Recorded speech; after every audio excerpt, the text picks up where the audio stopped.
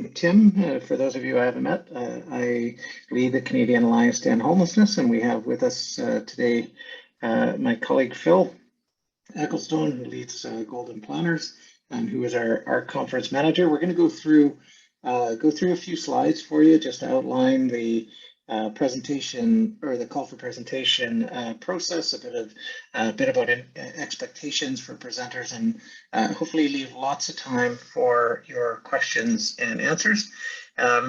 Great to see folks in the chat. Yes, please do tell us all where you're from. It's great to see so many folks tuning in. All right, so without further ado, just want to do a quick land acknowledgement. I'm joining you from Calgary, which is in Treaty 7 territory in southern Alberta, home of the Stoney Nakoda Nation, the Blackfoot Confederacy, as well as the Tsuut'ina and Métis Nation Region 3. So thank you all for joining us. Our agenda today is pretty straightforward. We're gonna just I'll just do some really brief introductions. We're going to talk a bit about the conference itself. I'll give you a bit of an overview of the concurrent sessions, as well as some information on submission requirements, a few tips. Phil will talk a bit about developing a great presentation, and then we'll leave lots of time for questions. So just housekeeping, a few housekeeping items. So everyone is muted. Just because there's lots of folks on the line, if we're all talking or police cars going by and things like that, it gets a bit noisy. We're going to do a question and answer, but it'll be a moderated Q&A. So please use the Q&A tab. So the little thing you see Q&A on your control panel. Type in your questions. We'll pause throughout the presentation to just see if there's any questions in there. Also, please feel free to chime in the chat. We will keep I believe we're actually, let me just double check, make sure. Yeah, we are going to keep a recording on the CAEH22 on the conference website. That's conference.caeh.ca in case there are others that have any questions or you want to refer back. And again, like I said, we're going to do Q&A, so please use the Q&A tab to let us know if you have any questions at all. So that's us. Although these are all pre-COVID pictures, so we don't actually look like this anymore, as you can tell. So time for us to update her. Well, Phil's photo I think is like 20 years pre-COVID, but I could be wrong. Hey, Phil. Anyway, so the national conference. The National Conference on Ending Homelessness, our first one was in 2013, and since then, this has kind of become the annual meeting of Canada's movement to end homelessness. And we try to make the conference a little bit different. Like a lot of conferences are great about, networking and getting folks together, and we certainly do all of that stuff, but we really want the conference to arm people with the inspiration, information, tools, and training they need to end homelessness. And that's really important because we want people to come and see your presentations, come and learn from what you're doing in your communities or in your organization, and take that home with them and put it to work in their work on ending homelessness. And so you'll notice that our program, that our conference is very content heavy. We have 6 plenaries and keynotes and 84 concurrent sessions. So we've got tons and tons and tons of content. And we want to make sure that that is really focused on giving people what they need, that they can take home and put to work on ending homelessness. So the conference itself, the conference is going to be in Toronto, downtown Toronto, the Beanfield Centre, November 2nd to 4th, this November. This is our first hybrid live and virtual conference. I saw a question in the Q&A about, do you have to be in Toronto? Yes, we're going to ask people to do that. There's just the logistics of the hybrid system and how we're planning on integrating the hybrid and live that kind of requires people to be there in person. We have 6 plenaries with keynotes and 84 concurrent sessions across 14 streams. So there's, as I said, there's tons of content. We always get far more presentations submitted than we have time for. So we do our best to bring presentations together into sessions and cram as much in as we possibly can, but we aren't able to take everyone. The other thing that's important, and I want to keep highlighting it, and I'll keep highlighting it, is the goal is to accelerate progress in ending homelessness, right? So we want everyone to take something home from the conference and put it to work.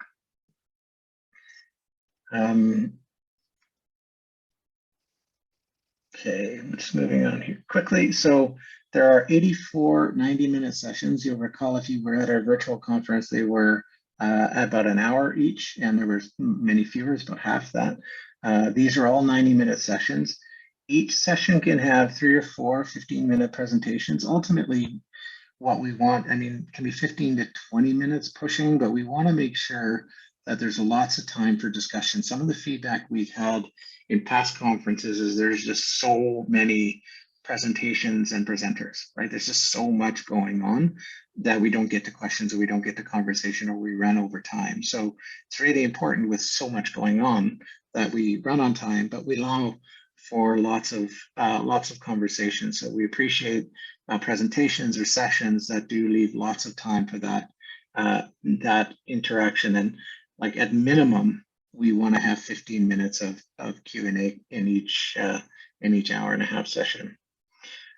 We will be bringing in moderators for each session. So we'll look for volunteers to be moderators. If you have someone, if you're proposing a full session and you have someone you think you could bring as a moderator, great, let us know. But the moderators will welcome people, will make introductions, and facilitate the Q&A. We are going to live stream about 50% of the sessions and all of the plenaries, but we're going to try and record all of the sessions, and so we'll be able to edit and post recordings of the sessions afterwards.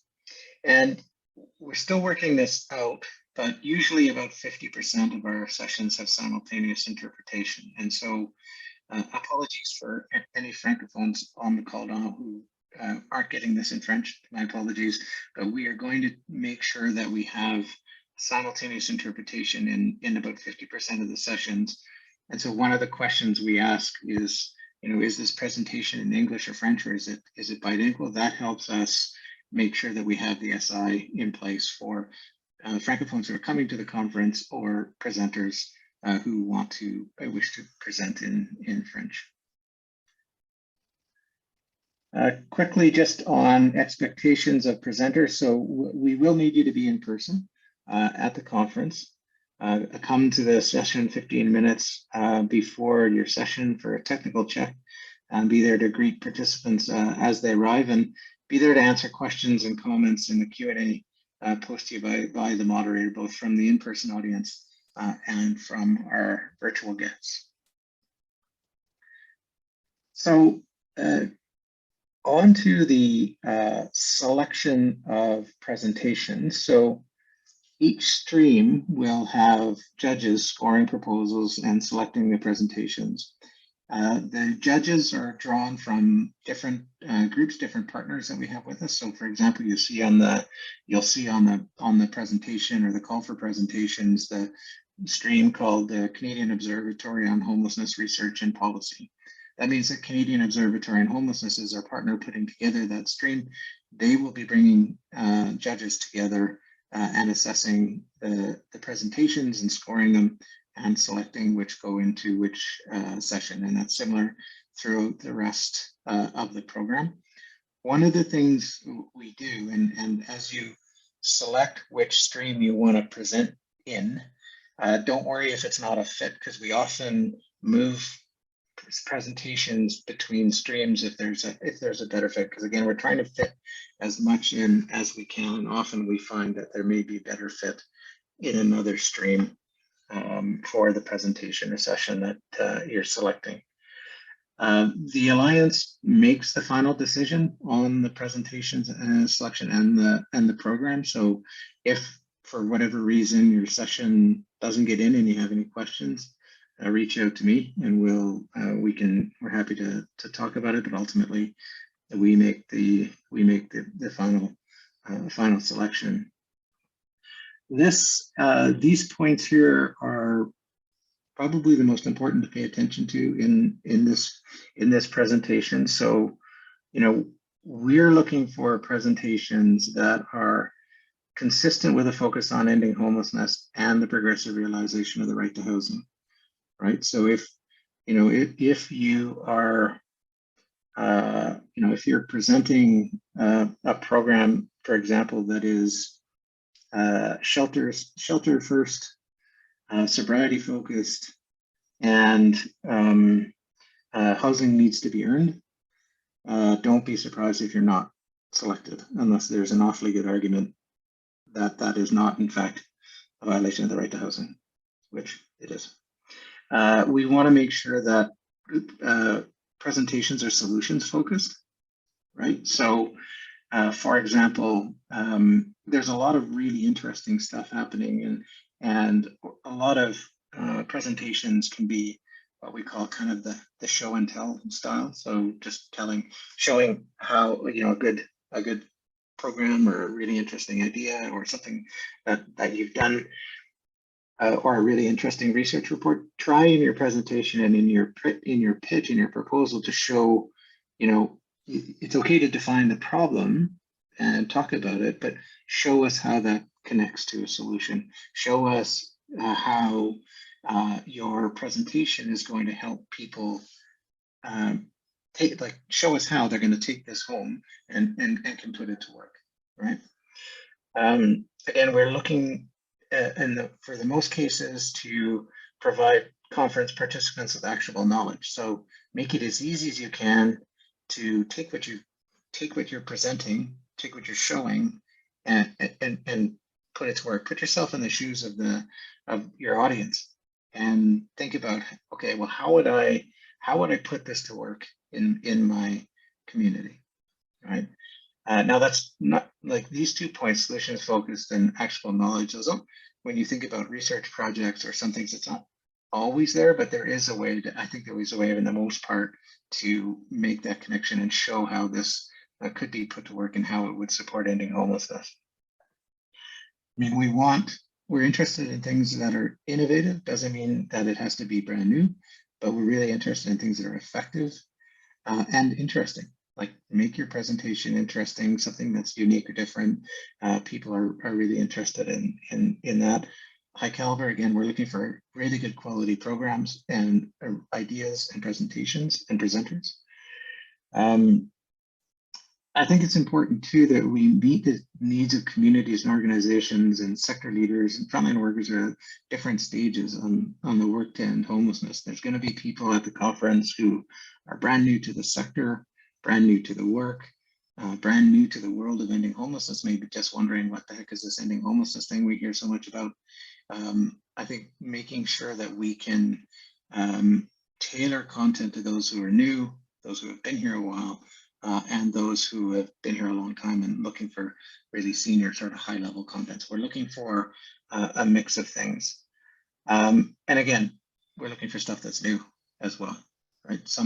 There'll be some things that are a bit repeated, but we're looking for stuff that's new.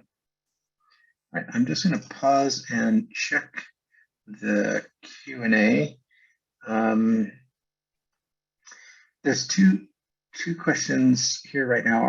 One is from Marco, is asking, our organization has created a documentary following the creation and eviction of a pandemic era encampment in BC, Victoria. We think it'd be valuable additions. It doesn't fit into the conventional workshop or presentation. One thought is to host a Q&A or panel afterwards. You can put something like that in a proposal, but we have done screenings of documentaries and films at other conferences separate to the concurrent sessions. So you can put it in the call for proposals if it can fit in the time.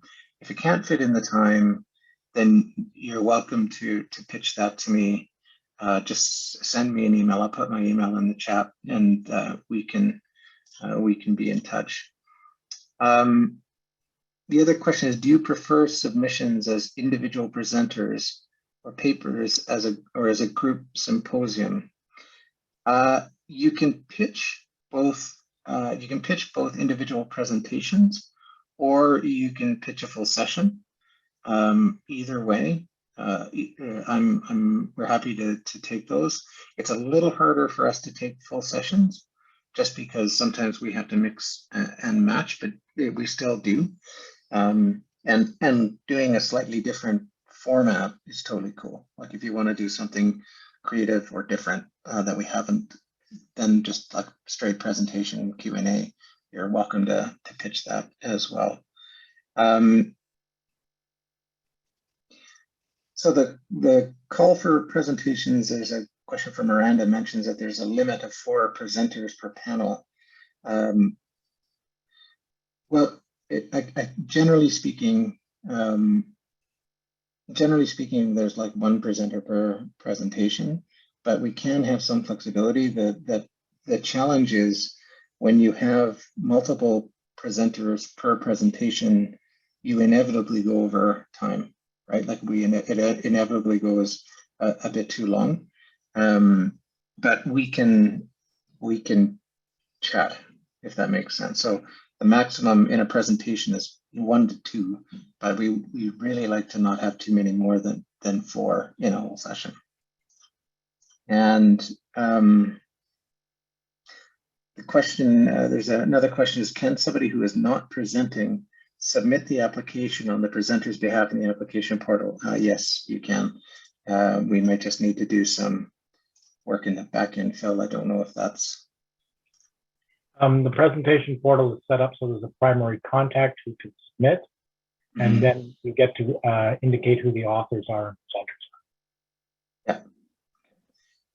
Yeah. Candace, I noticed your comment in the chat about the research prevention stream is unclear. I'd like to present on a prevention intervention, but it isn't research. There is a stream, Canadian Observatory on Homelessness Prevention stream. So you could present it there.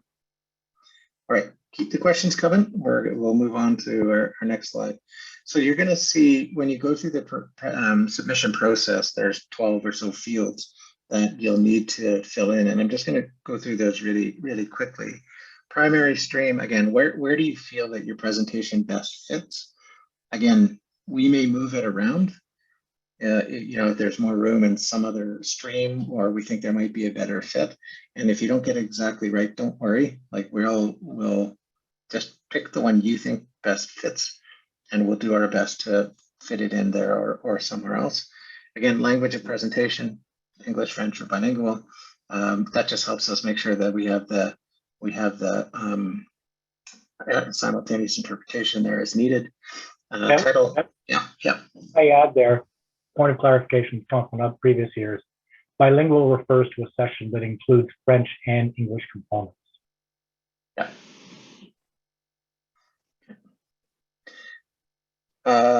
Learning objectives. So if I were to go through here and tell you what the 3 or 4 most important things to focus on, learning objectives is one of them, because that helps us really understand, what's in it for the participant, right? How do we know? What do you want conference participants to take away from your presentation? The description would be the other really important thing. And in fact, this is where I honestly put most of my effort if I were proposing a presentation to this conference, because the description is what we'll use to put together the presentation description and the session description in the program. But it's also really good at helping us understand and capture what it is you're going to talk about, right? And understand what the presentation is about, who it's for, what we're going to learn. It's really hard to do. It's really hard to write really good, concise descriptions that convey. Which again, the 5 and 7 right, are kind of the same. Description gives us a bit more information, lets you discuss in more detail what you want to do. The presentation, number 7, presentation description for the conference program, is the other really important piece. So how do we really concisely, how do you tell us how you meet those criteria that we're looking for? We mentioned in the previous slide. Again, the evidence piece is really about helping us understand, just being really clear about how this presentation is going to help participants leave with practical tools and tips on preventing and ending homelessness. Biographies, again, some take time getting these in. These are actually quite important for us, so we know who is presenting. Helps us also assess the expertise of the presenters and the qualification of the presenters, which is an important piece. We are, you mentioned, you would have seen in the call for presentations points about lived experience.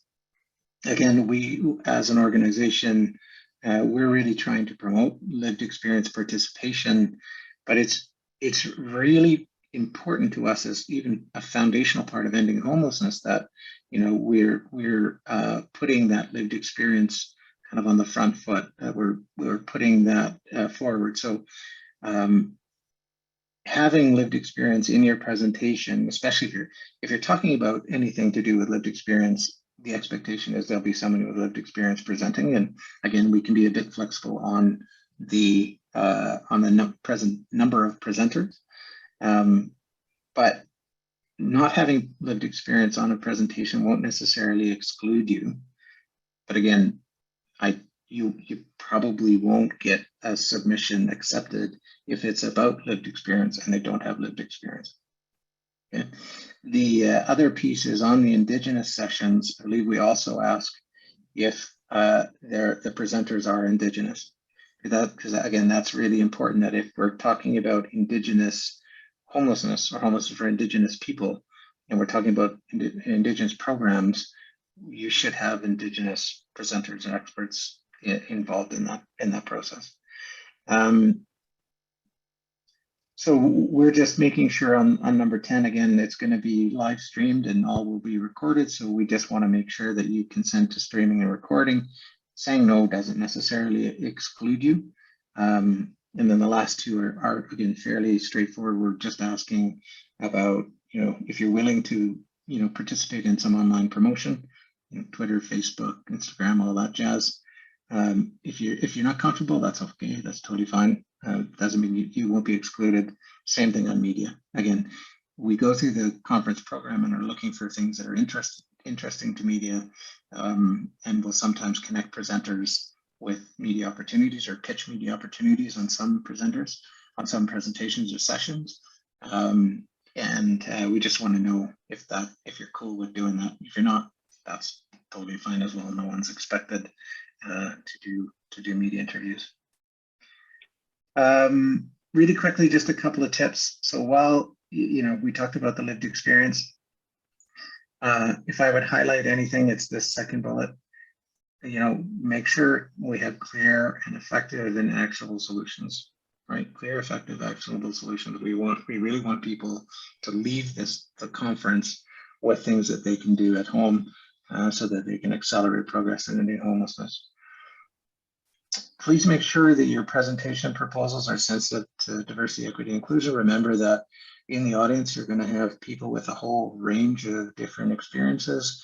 We want to make sure that the conference, our presentations, presenters, keynote speakers are all reflective of the population we serve. And so we're quite sensitive to diversity, equity, and inclusion, and are looking for a diversity of perspectives and representation in our conference.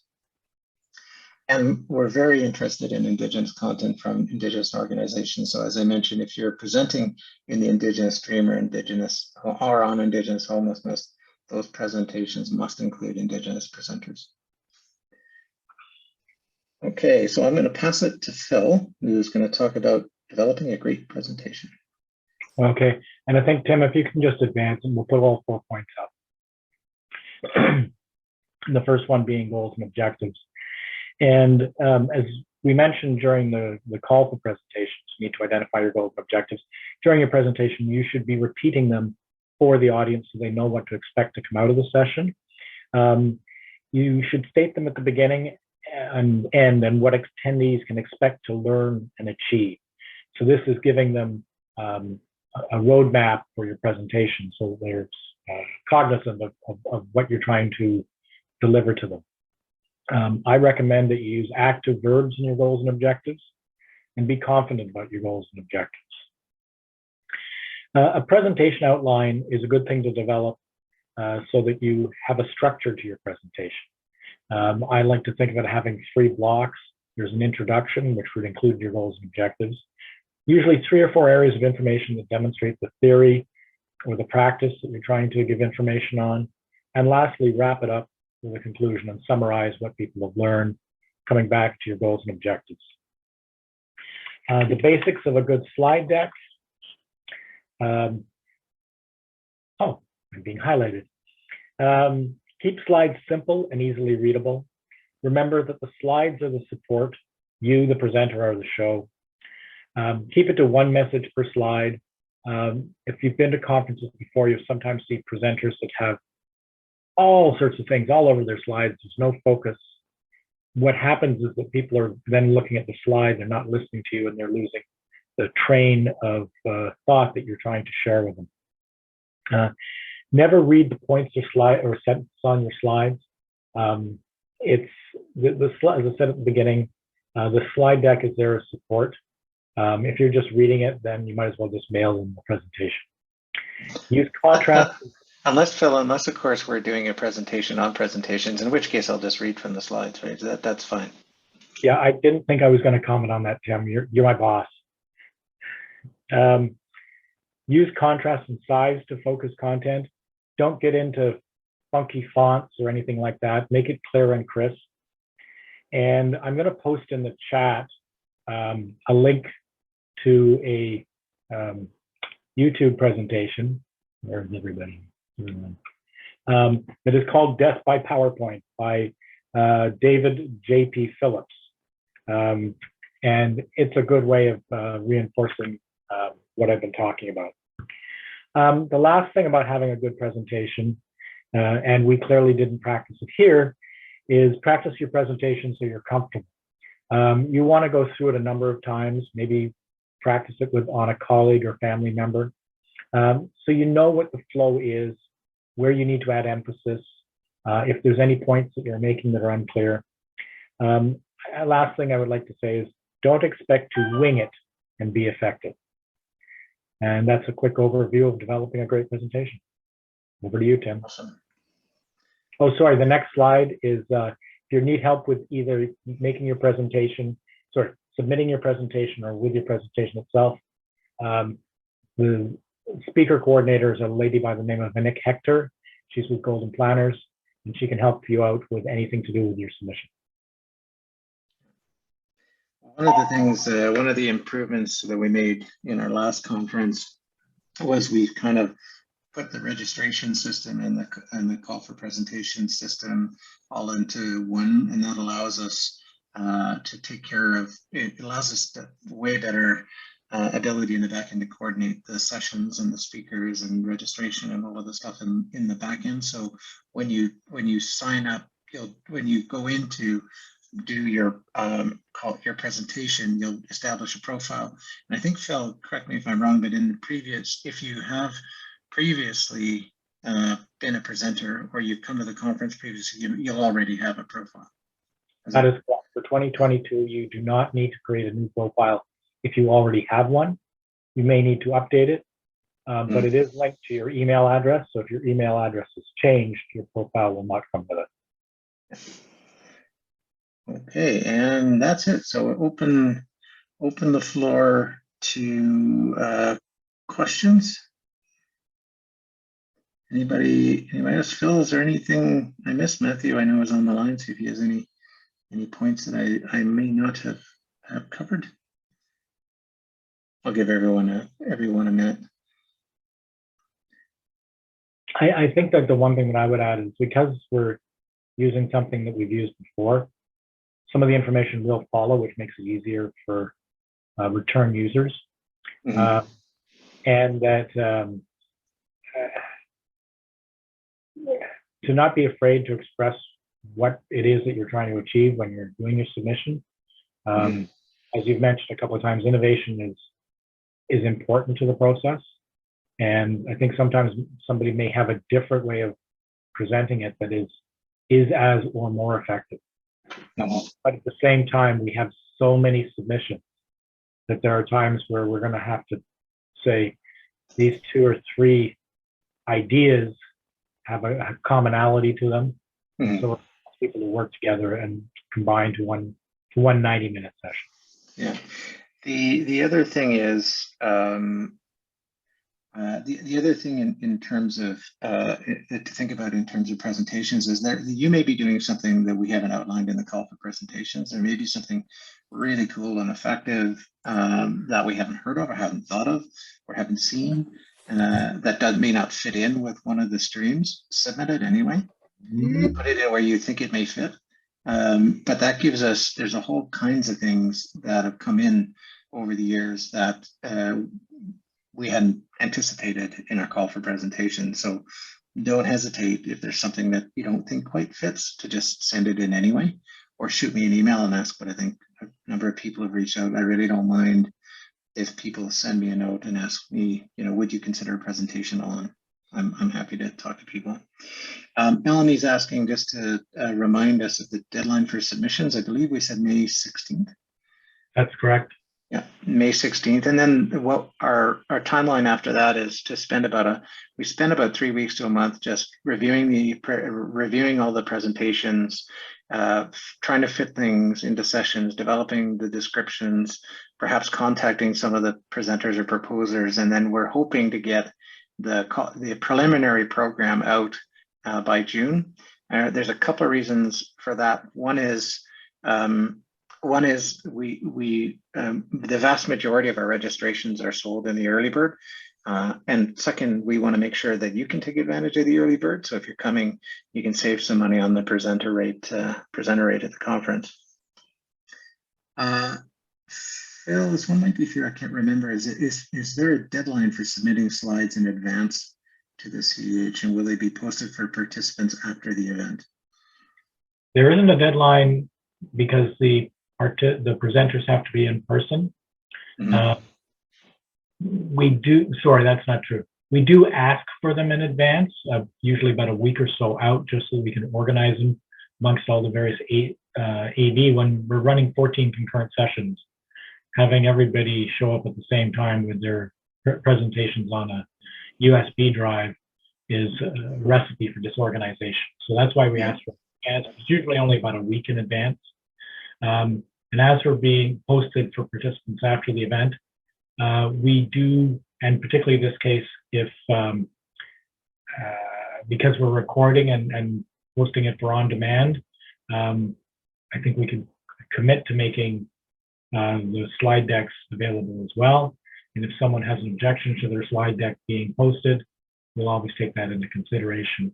It is not a factor in how the submissions are evaluated. Nora's asking, if selected, will there be space to update the presentation description and learning objectives as the presentation gets built out fully over time? Can you make changes after the submission proposal? Yes, but I would say yes, we can, but I think you have to remember, if you've got 84 concurrent sessions and 4 sessions in each, that's a lot of presentations, and we can't correct hundreds of presentations. You know what I mean? Like it's a bit challenging. There is a preliminary program and there can be changes made. We often find, for example, like a speaker gets sick and can't come, so we'll have to switch it out and make changes. We'd ask that those changes be as limited as possible. Again, it becomes a bit of a nightmare to make sure that the program is accurate. And I'm going to add to that any changes to the submission after the submission deadline have to be done manually on the back end. Do not leave the submissions open for people to change their presentation. In part because of the whole evaluation process, and you wouldn't want someone to completely change what has been submitted and then it not fit with what has been approved. Yeah.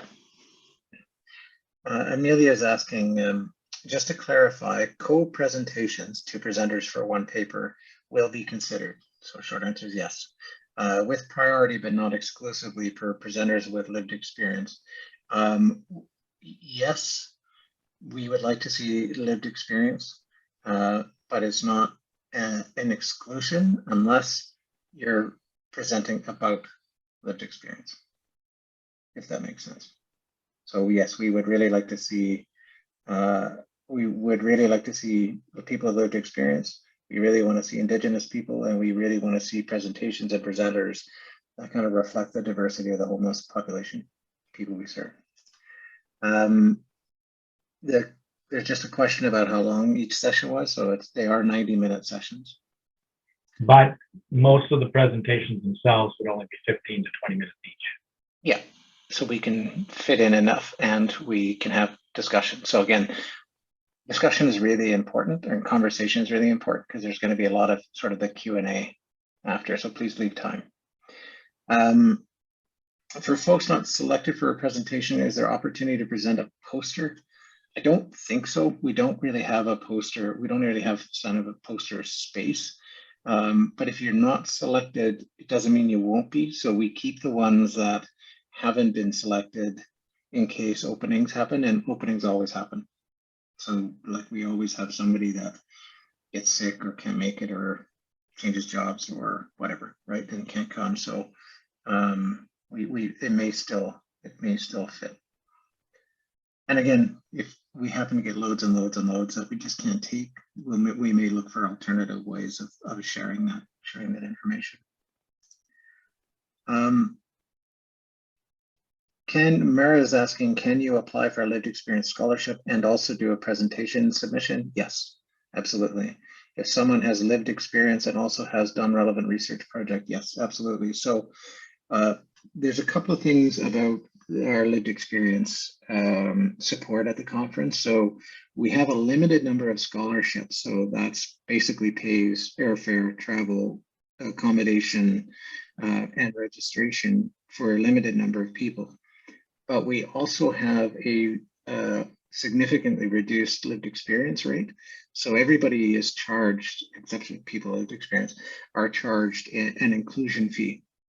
That inclusion fee allows us to subsidize lived experience participation in the conference and some of the supports that we provide. So there are a limited number of scholarships, usually about 50, 30 to 50, depending on our sponsorship levels.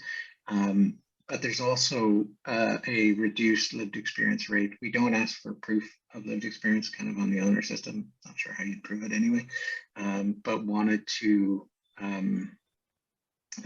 but want to make it possible. So there's options there for use, and you can certainly do both. Jane is asking, yes, is someone not presenting able to submit on the presenter's behalf? Yes, Phil went over that. I think you said there's lead presenter identified. And Vranik is asking, is there a maximum number of words for this submission proposal? Phil, I can't remember. Yeah, different sections have different limits. So for example, evidence in the short program description, and let me just go back to there. I was there for a second to try and answer this. Presentation description is 300 words. Evidence is 300 words. Presentation description for the conference program is 100 words. And biographies is 250. Learning objectives is 100.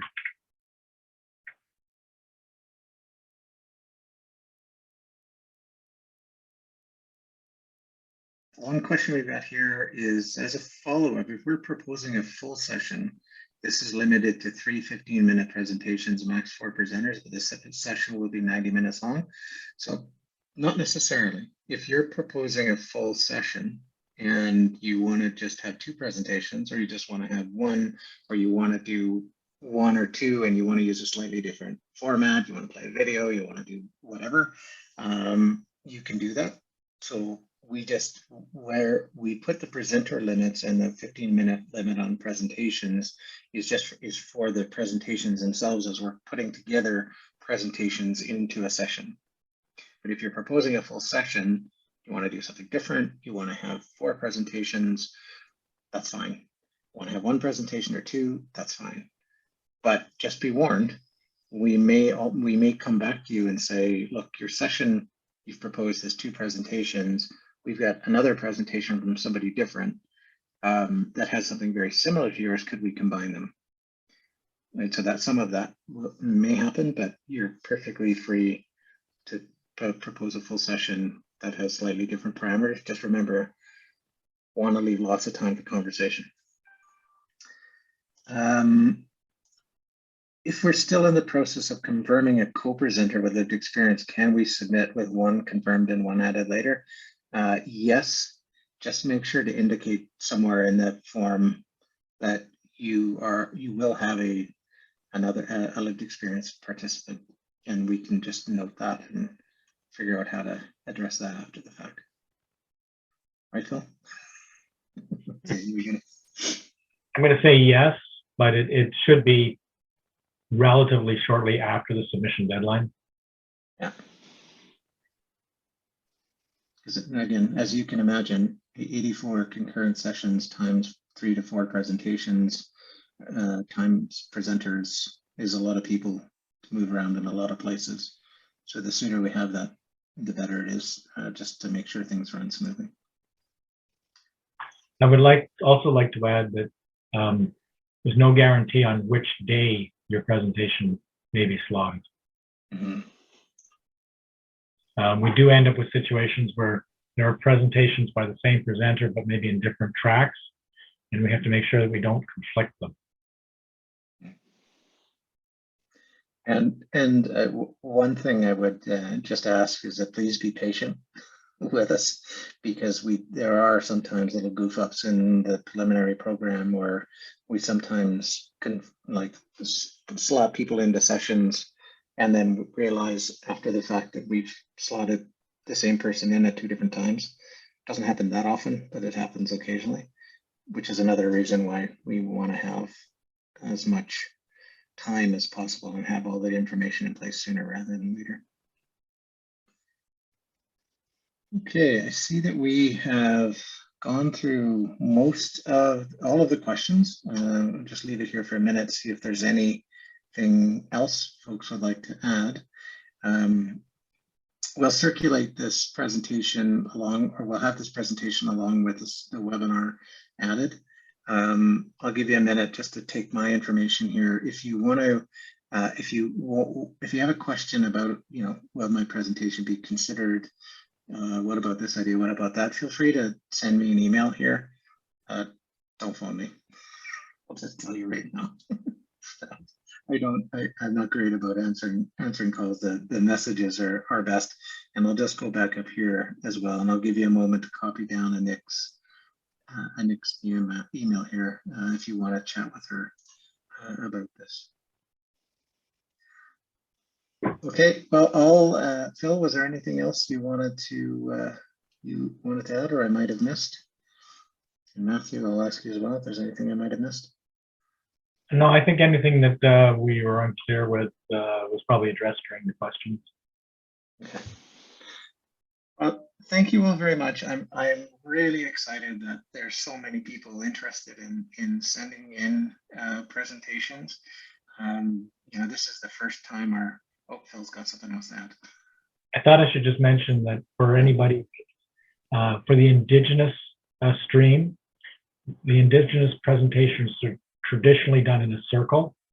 So they're less about audiovisual presentation, they're more about conversation. And so if it's in the Indigenous stream, it's not a standard setup, it's already a different setup. Yeah, and we do have some flexibility on the physical setup of the room, but we're limited by the time it takes to reset and set, right? So there's just fewer places we can put it, like we have to put it directly around a break so that if we have to rearrange the room, we have time to rearrange it, and we have time for the conference folks to rearrange it. I'm going to be specific there. It has to be rearranged by the facility because we are in a union facility. Yeah. Anyway, I would just want to say thank you to everyone for your interest. You know where to find us if you have any questions. This is the first time that we've been able to get together as a movement, as a community, in a couple of years, and I'm frankly really excited to finally see people and get out of my basement and get to see and reconnect.